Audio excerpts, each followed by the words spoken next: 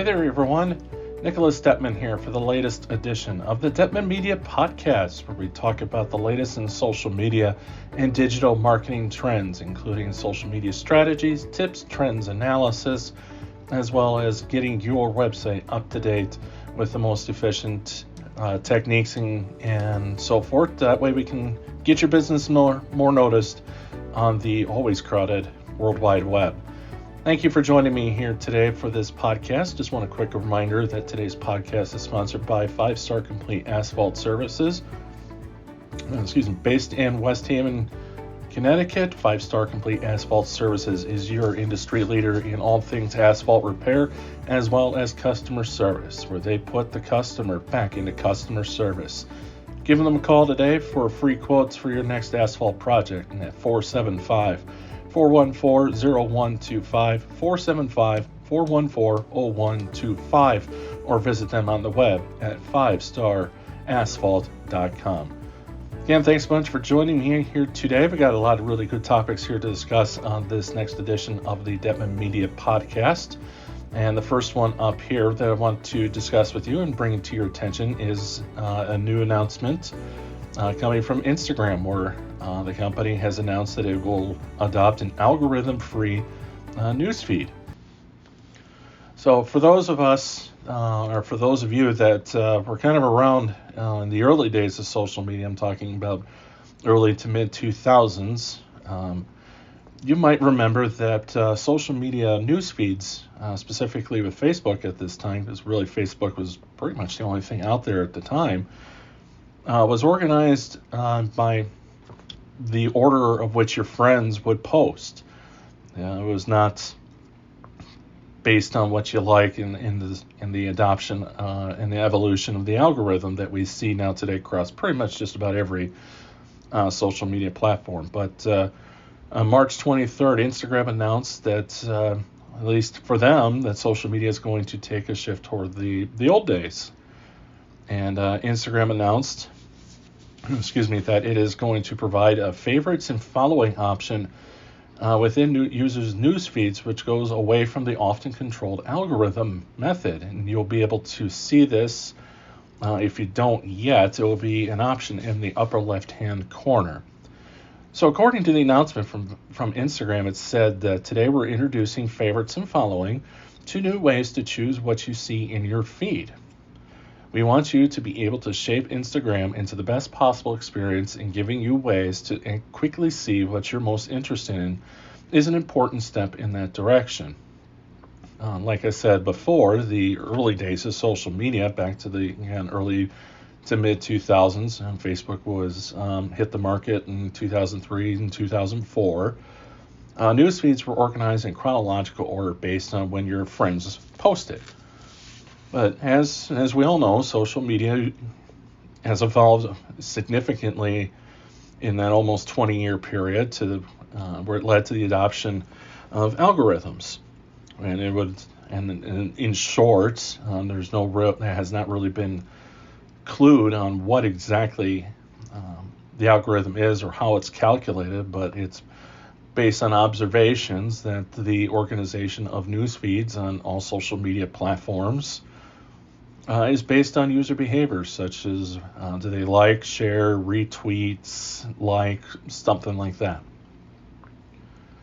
And in that time, especially over the last couple of years, that practice has really become highly controversial.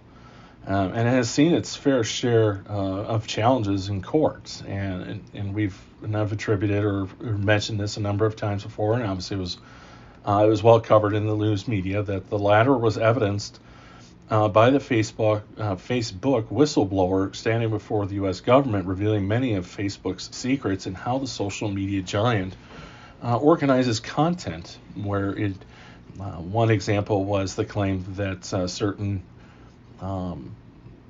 news feeds could be troublesome to teens based on their behavior and what is posted out there in trying to get in front of teens.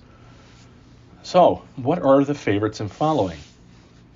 So according to Instagram, they said that the Instagram feed is a mix of photos and videos from people you follow, suggested posts, and more.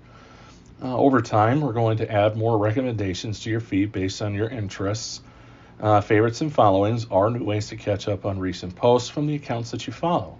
And like I said, if you have it, it's going to be in the upper left-hand corner, and you can set it really to anything that you want in the upper left-hand corner.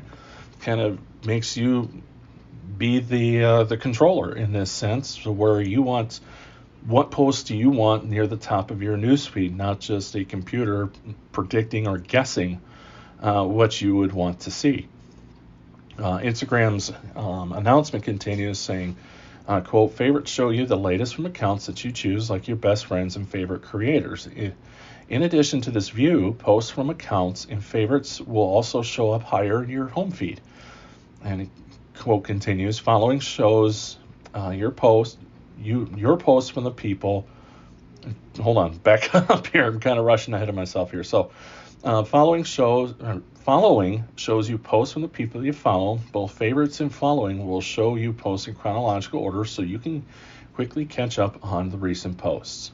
I do have a link to the full article on my blog, which is at nicholasdettmann.blogspot.com.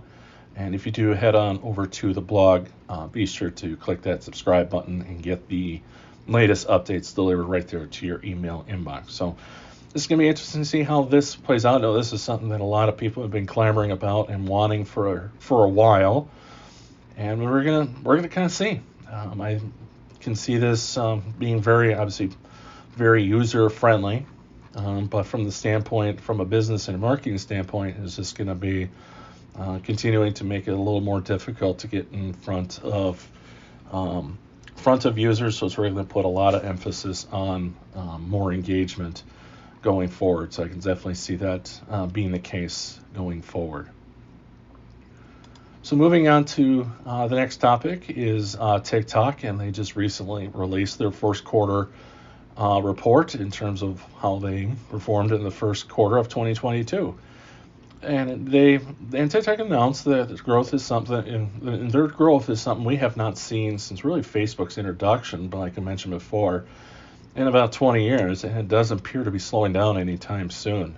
The short form video and just videos in general just exploded in popularity with TikTok. So the latest app rankings data, which was generated by Sensor Tower, show that TikTok was once again the most downloaded app in the first quarter of 2022, beating out several Meta-owned apps. The report, which is called Global App Revenue Growth, was flat in Q1 2022, while usage grew nearly 5%, also revealed medical, navigation, travel, business, and shopping apps that saw the most usage growth year over year in the first quarter of 2022. And I do have charts and more information about this on my blog, but I wanted to hit some of the key points that were brought up. According to the report, TikTok said that the most downloads across both marketplaces combined, as well as on Apple's platform, while Meta maintained its grasp on the top of the Google Play chart. In 2021, Facebook was the most downloaded app on Google Play, while this past quarter that distinction went to Instagram, which saw 125.8 million first-time installs. Across the App Store and Google Play, TikTok saw more than 186 million installs globally. And that's pretty significant. Again, really continuing to show very high growth. Facebook and Meta still have a strong presence in the digital social media world, despite everything that's been negatively said or written about them. Facebook and Meta are there. Has their outlook changed? Yeah, definitely. But they are still a very viable resource in any social media strategy. However, some data is showing slowing growth and even decline in some areas. The company's monthly active users data did show some growth, but like I said, the growth is slowing. And then here's a concerning statistic that I thought from the Facebook Meta report. And so for the first time, there was a decline in daily active users. Now, Facebook did add users in the Asia Pacific and European regions, but overall, it lost about 1 million active users from the previous quarter. That has not happened in Facebook history since it started.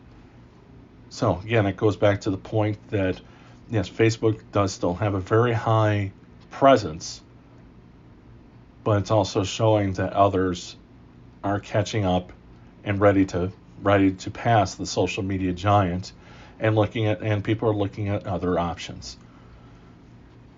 Now, it's really kind of early to tell really what this will mean for the potential of the company in the long term going forward. But it does, again, show users are open to going to different apps to engage on social media. And I do have that full report on my blog. So, like it was mentioned before, revenue stayed relatively flat, but there is still very high revenue in apps and social media. TikTok, including Douyin on iOS in China, which is essentially the Chinese version of TikTok, maintained its position as the top grossing non-game app overall, as well as on the App Store. Across both stores, TikTok generated more than $820 million in consumer spending in the first quarter of 2022. On Google Play, it came second to Google One, which topped the chart with nearly $250 million. And I do have that chart, again, on my blog. Some of the top grossing apps worldwide was TikTok, followed by YouTube, Disney Plus, Google One, Tinder, Picoma, Tencent Video, IQIYI, HBO Max, and Line Manga. Those were the top 10 overall apps in terms of revenue gross for the first quarter. So some interesting data there, so something to keep in mind if you're looking at different social media strategies. So then the last part here I want to talk about is LinkedIn, and they're working on updating their campaign manager experience. And we've definitely, I think in the last 2+ years for sure, LinkedIn has definitely put in a lot of resources to updating its platform to bring it more user friendly and get more users to it. And so with that, LinkedIn is introducing a new experience when it comes to its campaign manager.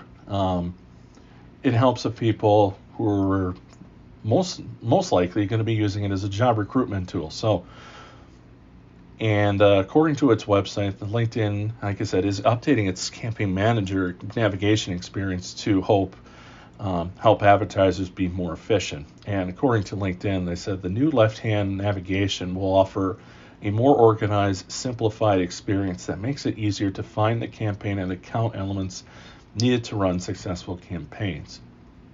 The new navigation also will make it easier to switch between multiple ad accounts. So LinkedIn does caution users that the update is being gradually rolled out, so not all users have access to it as of right now. So if you don't have it yet, it will come to you here in the very near future. So, and as I mentioned, and LinkedIn has done a lot of good things to try and step up its game after really for a while kind of seemed like they were that under the radar social media platform, mostly just because it was more of a professional setting within the social media space. And that's still very much the case. But LinkedIn is also recognizes we got to engage with the people in order to essentially stay open for business now that we've got a lot more millennials who are more used to using social media as part of their day-to-day lives. And where LinkedIn is really kind of seeing the growth is in terms of job recruitment and the millennials hitting the job market. And case in point, 19.2% of millennials, those 18 and 24 years old, use LinkedIn. The age group with the most LinkedIn users is between the ages of 25 and 34 at 60.1%. 50% of internet users with a college degree or higher use LinkedIn. The average income of a LinkedIn user currently stands at nearly $47,000 per year. More than half of U.S. college graduates use LinkedIn. So again, goes back to the point that college graduates are using LinkedIn to look for jobs. In 2010, there were 78 million LinkedIn users. At the end of 2020, that number was at 690 million. LinkedIn has established itself as the top network for B2B content marketers for organic social marketing at 96%. 80% of B2B leads are coming from LinkedIn, and in 2017, there were 17 million companies using LinkedIn. At the end of 2020, that number was up to 50 million. So as you can see, a lot of growth with LinkedIn, especially when you're looking at trying to recruit the next wave of employees, i.e. the millennials and those in the 25-34 category. Those numbers are growing, and LinkedIn is recognizing that that's what these people in these ages are looking for, and more companies need to be aware of what the behaviors are. So that wraps up today's podcast. So thank you very much for joining me here today. We touched on a lot of really important topics. Hope you enjoyed that. If you do like the content, I would love to hear from you. Let me know what you think. If there is a question or something you would like to ask about something that's going on or something that you've seen, like my take on it, by all means, send me a message. Best way to do that is going to be on my blog, again, nicholasdettmann.blogspot.com, or you can hit me up on Twitter, and that is Nick_Dettmann, DETTMANN. I'd be certainly happy to do that for you and maybe even talk about it on an upcoming podcast. So until next time, thanks so much. Be sure to tell people about my podcast. If you like what you hear, let others know. Certainly would appreciate the help. Otherwise, until next time, take care and stay safe, and we will talk to you again soon. Bye-bye.